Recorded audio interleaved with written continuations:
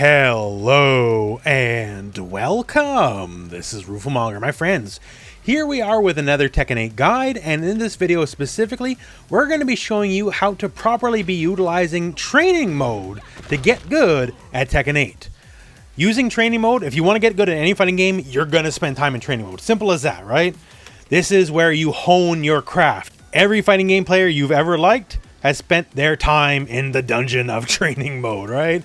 So we're just going to give you some tips to utilize training mode to its maximum so you can get the most out of it and enhance your skills in Tekken 8. Now, one of the first things here is actually just on by default, which is a beauty, is the frame counter is on by default. So how fast a move is, how negative or advantage it is on hit or on block, all this stuff's there for you out of the gate. That's actually great. And most of the time, if it wasn't on, I would just be screaming at you to turn it on as the first thing. But here, it's on by default, so that is fantastic. Now, the first thing we're going to talk about is something else that should be on by default, but it isn't, is we go into our settings here, we go into our practice settings, and you can see here specifically opponent's actions. We have opponent's actions and action after a hit or a block, right? So that's great. So, you know, standing still for the first action, probably what you want, so you can practice whatever moves you're going to practice on them. However, the default setting may lead you to a bit of a misunderstanding on how some moves work. Because a lot of moves, a lot of strings, like say Nina, 3-3-3-4. Okay, it all connected, right? That's great.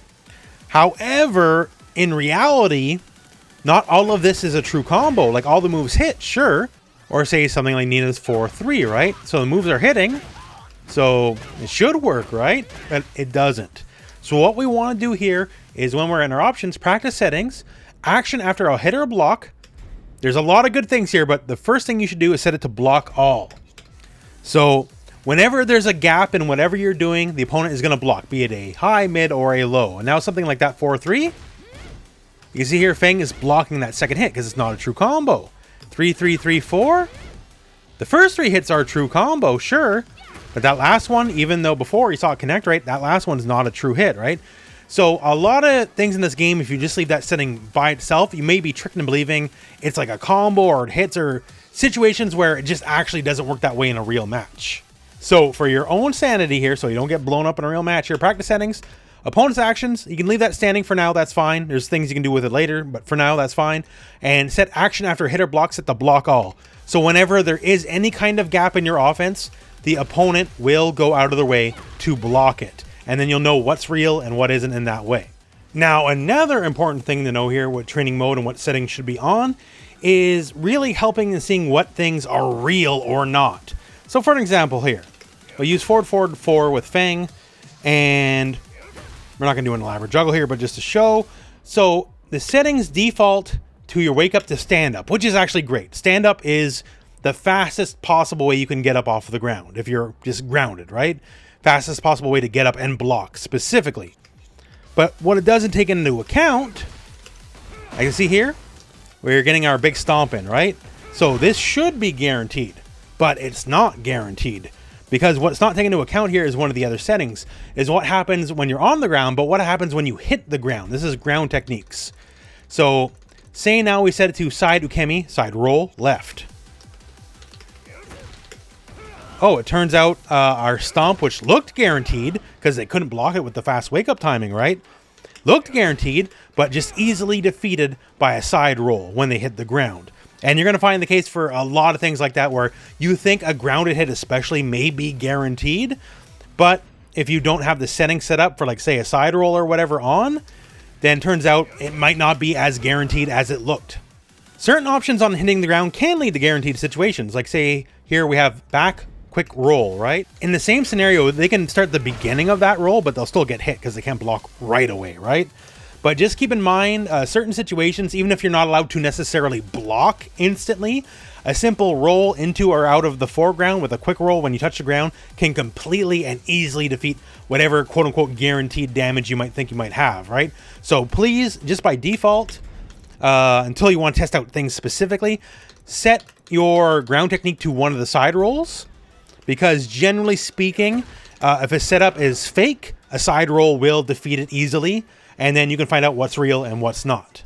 Next up, we're going to talk about the ultra critical importance of the remember feature. This is one of the biggest blessings of this game. So remember, it's simply you hit R3 on whatever controller you might have. So let's say we're behind Yoshimitsu, right? I hit R3, remember, it's like record this status, and oh yeah, let's do it. Okay. And now, whenever I hit L3, whatever we may be doing, if I hit L3, we go back to where I hit remember. And this is amazing for so many reasons. Let me give you a few examples.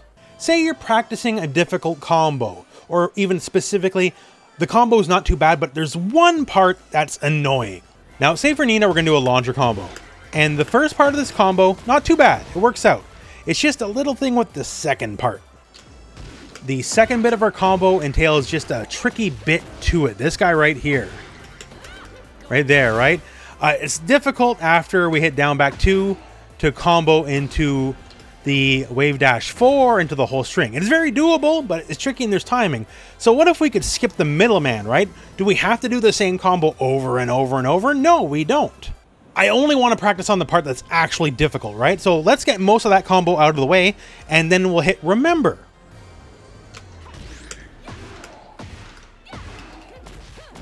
Okay, so this point, I'm good with this part of the combo. So here's where we're going to remember.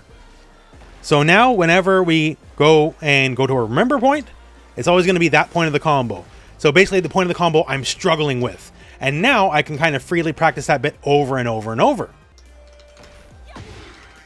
Okay, I botched it that time. We can try again and again and again though, till I get it. And there we go, I got it that time, right? So if you are finding one specific issue difficult, you can basically cut all the fluff, all the stuff beforehand, and get to the actual meat of the matter, right? So for that combo, the beginning part, no big deal, I'm good. The last little bit, difficult. I want to practice that over and over, and thanks to the fact that we have the remember feature, I can just go into it as many times as I would like. And I suck at it now, but with enough repetition, enough practice, and the fact that I can skip wasting my time with the rest of it, I will eventually make it good to go. And of course, there's a lot more than just, the basic mid-screen combo as well. Say we're practicing corner combos. There's a lot of good things. Like one, we can just remember our position at the corner. So whenever we reset, well then, hey, boom, we're in the corner. No big deal, right? So we can always have that advantageous position to practice directly against the wall. And if we can just kind of keep resetting at the corner, if we're just looking to practice more advanced corner techniques, then we can just keep going. Like say for Jack, right? I spot in the wall and I want to do back 1 into back 1, 2, but it sucks. I didn't space it correctly, all that kind of stuff, but I can keep trying over and over and over again. Hopefully this time I can get, the correct spacing and just try it over and over again until I learn the proper timing. I learn the proper just measures I need to learn here.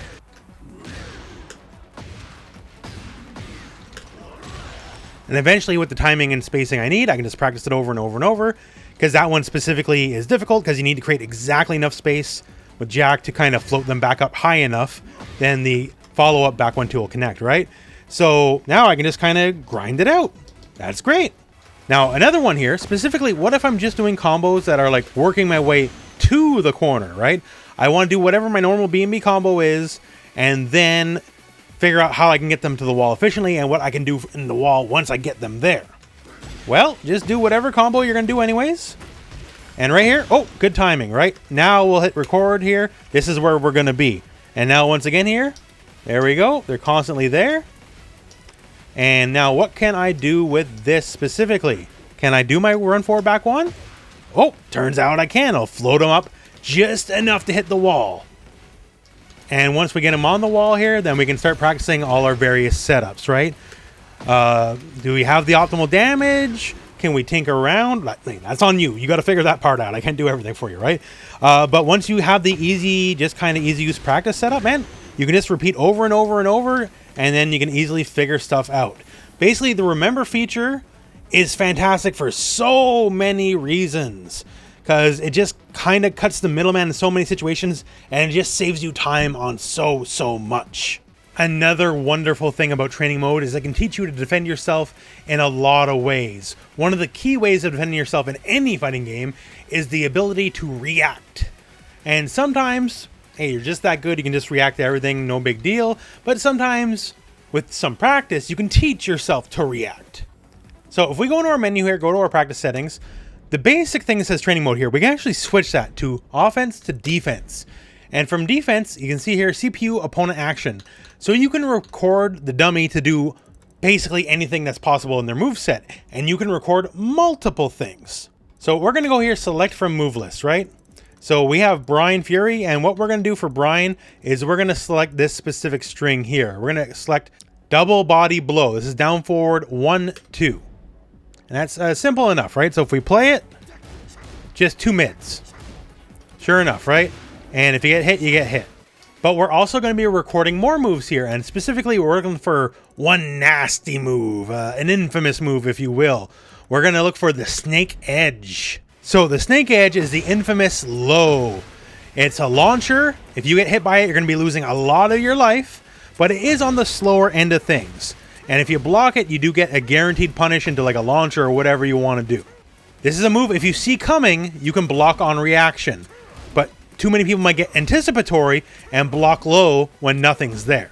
So you can have the bot basically switch between which one it's going to do randomly. So 2 mids or the big old nasty low. The mids you can't react to necessarily, so you just have to block them, and you're just going to block standing and wait for the low and then block the low when appropriate. So now Brian's going to switch between the 2 attacks, the 2 mids and the low. And it's up to us just to block correctly. I don't know which one. Oh, see, I got hit. I can still get hit because I'm talking, right? If you don't know which one's which, you're going to get blasted, right? You got to teach yourself to do it correctly. And since it's completely random which one's going to be next, you don't know. You just simply have to react correctly. And this is a great way to do it. And you may notice here there's a frequency setting. So you can have it set up here. Okay, he's going to do 4 times as many mids as he is going to do the low. So now when you're blocking, it's almost always going to be mids, right? The low's only going to be every now and then. So you got to be really prepared for it, because who knows when it's coming. And if you don't, well, then you're going to get blasted, right? So you can mess with the frequency of the various moves, and that can be very helpful. Because if you're looking for something that's like actually something you have to purely react to, so this kind of situation is really good for like reaction heavy moves. It'll teach you to see the move visually and react to it when it's there. And of course, on top of the frequency, right, you can set a lot of moves. You can set 8 moves to all play randomly. And if you want to like say disqualify move, you can just set it to 0 so it won't show up. But yeah, just playing with the offense, the characters have especially strong mix-ups, mids, lows, all that kind of stuff. Getting familiar with them is a big part of defending against them, and this is a great way to do it. Now, much the same, another core part of defending yourself in Tekken is defending from throws. So we have here Dragunov set up to do 3 different throws. These moves here are basically each of the throw breaks. He has a 1 break, a 2 break, and a 1+2 break. And in Tekken, you can visually see which break it's going to be before the move connects, based off which arm is extended. If it's only the right arm, it's a 2. If it's only the left arm, it's a 1. And if it's both arms, it's 1+2. So you can see he's just going to mix and match between all of these. And it's up to me to just purely by visual telling which one I need to tech by. And it can be truly difficult depending on the move sometimes, right? It can be hard, straight up. No matter what, you will get hit by the auto throw, right? No one's going to tech them all. Once again, as mentioned in other videos as well, some characters just have throws that are better. So if you know what their throws are, which helps you if they go in training mode and find out their moves, right? Certain characters, they might favor a 1 break, a 2 break, or 1+2 break, right? Because that just simply might be the throw to go for. But in training mode, it gives you the option to defend yourself in a lot of ways, be it mix-ups, be it throws, be it whatever you can dream up. So it behooves you to try it out and defend yourself. Now, next up, this is a very handy feature just kind of built in, is we have a feature called Punishment Training. So if we go here, we can kind of look through what the enemy just has as general moves. So pick whoever gives you some frustration. And it'll give you just kind of just what the recommended buttons are, right? So here against this specific Reina string, okay, this is 1-1-2. All right. Recommended punish says forward 2. That's a pretty good one to go for. For this specific move here, this specific string, it's telling us, okay, let's go for back 4-2. And sure enough, it works. Now you can select like which moves you want. You can go through the whole move list if you want, or you can just pick out specific moves. So punishment training is just a really easy way to just understand how everything works, right? You'll see what the characters are capable of here. You can see what your options are and just kind of go from there. So if you struggle against specific characters and you don't know all the numbers, right? You don't know if this is plus 10, negative 13 or whatever. This will teach you basically what's good for every situation, which is very helpful. You just got to go by what the screen says, kind of work from there. Also, another important feature is just simply the restart settings. As restart settings can dictate where you are, well, gonna restart. It can be kind of basic. Like say we set it to the wall, right? So, okay, we restart, we're always at the wall. So we can have a restart and a remember in different positions. So if we restart, we're at the wall. If we remember, we're somewhere else where we need to be, right? So if we need two different situations at the same time, this is incredibly helpful.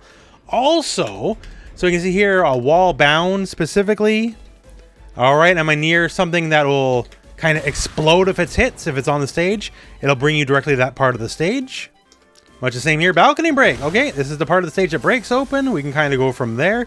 And basically all the parts of the stage that matter, you can just find yourself there out of the gate. Also, you can find yourself in specific situations. So like this stage here, okay, let's go nearer to where the wall break is. Or if we just want the default of where after the wall break would be, we can start there every single time. So it's very handy because stages matter in Tekken quite a bit, right? Parts explode, corner combos, weird setups, everything you can think of. So just saving time without having to like, you know, manually work your way into the corner every time just to get whatever you want done. Ease of use is a big part of training mode, and Tekken thankfully is very helpful in that way. Also, for the stages that have it, not too many, but for the stages that have it for purely cosmetic reasons, if you want like a different time of the stage, like it's a later round, well, then we can also go here to our restart settings and see here stage environment. So we have evening, which is default, and night. And I think night looks cooler. So now when you reset, you're in the night version of the stage, which would be like later rounds, right? So if you're looking for that kind of just cosmetic values, well, there you go. You got them. And that said, I hope this video has helped you out in understanding training mode. We didn't go through every single feature, nor should we, right? It's not necessarily the point of the video, but just going through some of the things that matter the most to help improve your game. If you want to get better at fighting games, training mode is usually a pretty good way to do it. Things like, you know, the combo challenges, sample combos definitely help out as well. They're not necessarily the most optimal, but they're there to get your feet off the ground, right? So that said, I highly suggest you also explore, like see how everything works. Don't be afraid of it.